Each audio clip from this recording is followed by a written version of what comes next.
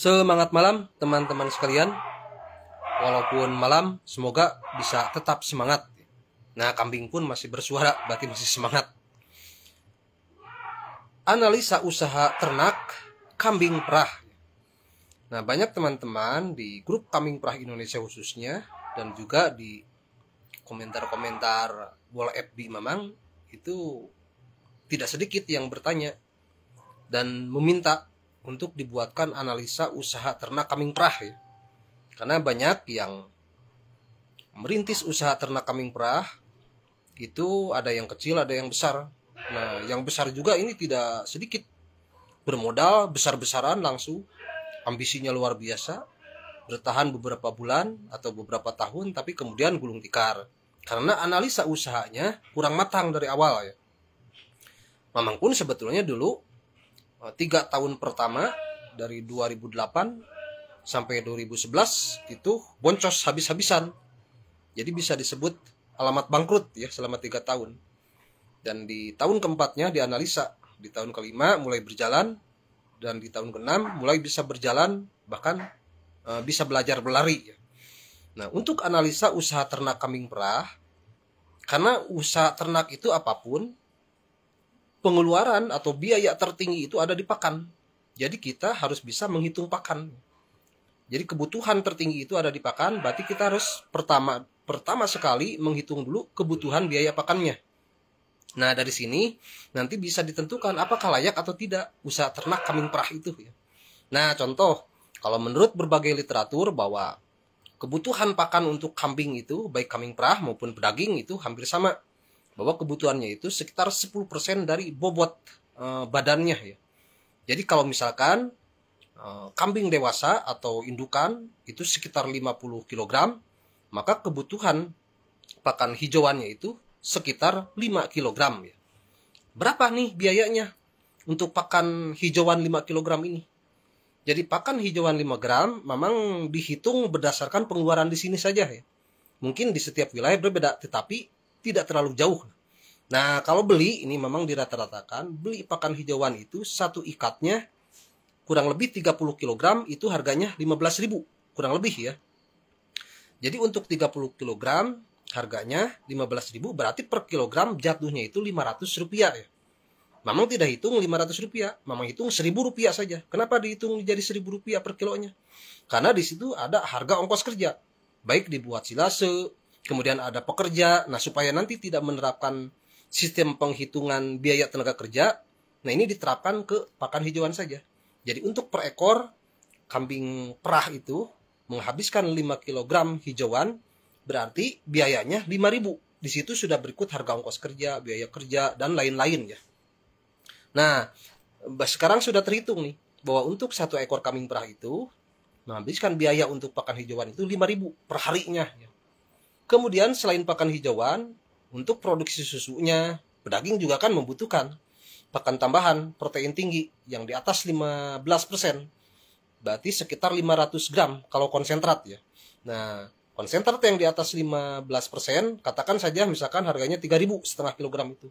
Berarti biaya pakan hijauan 5.000, biaya konsentratnya 3.000, berarti per harinya pengeluaran untuk satu ekor kambing perah itu menghabiskan 8.000 rupiah.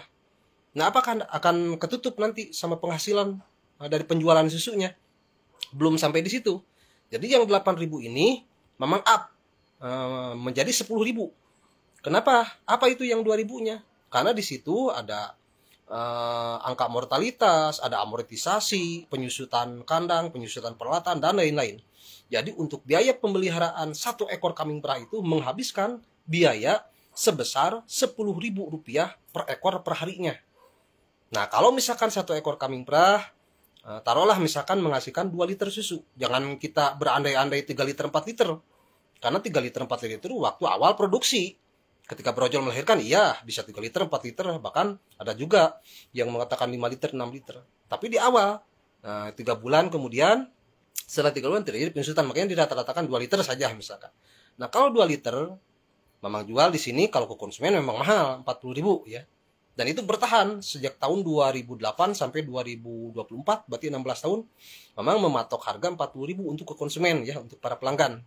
tidak pernah naik dan tidak pernah turun, kecuali untuk reseller untuk dijual kembali itu dikasih harga 30.000. Nah, Mamang ambil yang 30.000 saja.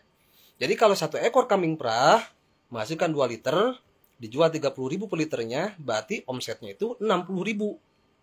Hanya Mamang tidak menerapkan 60.000. Ambillah 30.000 saja. Yang 30.000 kemana? Jadi misalkan dari kambing 100 ekor, tidak produksi semua. Yang 50 ekor dibuntingkan untuk menghasilkan cempe. Untuk replacement. Nah, yang 50% produksi susu untuk menghasilkan penjualan susu. Sehingga dari 50 ekor itu dihitungnya yang tadi 2 liter dikali 30.000, 60.000. Tidak 60.000, dihitung 30.000, dikurangi pengeluaran yang tadi. Bahwa pembiayaan per ekor per harinya itu 10.000. Kalau 30.000 dikurangi pembiayaan per ekor per harinya itu 10.000, berarti masih ada sisa 20.000 sehari. Nah, hanya 20.000 ini pun tidak bersih. Karena kan untuk membiayai penyusuan cempe. Nah, kalau misalkan per ekor cempe itu memang hitung 10.000 per ekornya. Dari mana angka itu? Itu untuk membeli susu murni sapi. Kalau per ekor dibeli misalkan seliter sehari, kurang lebih 10.000, berarti 20.000 dikurangi 10.000, ada sisa bersih sebetulnya hanya 10.000 saja per ekor per harinya itu.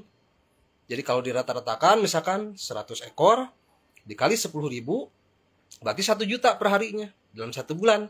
Berarti hanya 30 juta ya untuk penghasilan pemeliharaan 100 ekor. Nah, apakah itu cukup? Insya Allah cukup kalau untuk kebutuhan hidup, kecuali kalau untuk memenuhi gaya hidup. Nah, demikianlah teman-teman, sebetulnya untuk biaya pengeluaran kambing perah itu bisa dihitung dari perhitungan itu. Hanya angka itu tidak sama, karena ada saja kan susu itu ketika sulit dijual ke konsumen, dijual ke pabrik misalkan dengan harga yang lebih rendah, bahkan sampai 2 kali lipatnya, sehingga bisa saja bukan kerugian tetapi menjadi plus hanya cukup untuk kebutuhan ke kandang lagi, tetapi tidak ada kerugian di situ karena keuntungannya ada di ternak. Jadi anaknya itu seolah-olah tabungan bahwa dalam 1 tahun kita mendapatkan 75 ekor. Untuk yang 50 ekor produksi kan 50 ekor dibuntingkan. Nah, dari yang 50 ekor dibuntingkan ini berarti punya 75 ekor dalam per tahun itu cempe. Kalau misalkan lepas susu umur 4 bulan dihitung harga 2 juta, 75 ekor atau 70 aja katakan dikurangi angka mortalitas, 70 ekor dikali 2 juta berarti tabungan murninya sebesar 140 juta per tahun. Tetapi, nah lagi-lagi banyak yang menghitung manisnya. Ketika tergendala banyak kesehatan, banyak angka kematian, kemudian misalkan susu tidak laku. Nah, banyak juga pesaing-pesaing yang banting harga. Di situ ada naik turun, sehingga kita harus tahan banting dan selalu belajar terus bagaimana cara beternak yang baik, menangani kesehatan ternak yang baik, dan selalu memelihara pasar. Nah, demikianlah teman-teman, bagaimana tentang analisa usaha ternak kambing perah yang teman-teman minta selama ini. Semoga saja bisa menjadi contoh minimal dan semoga bisa bermanfaat.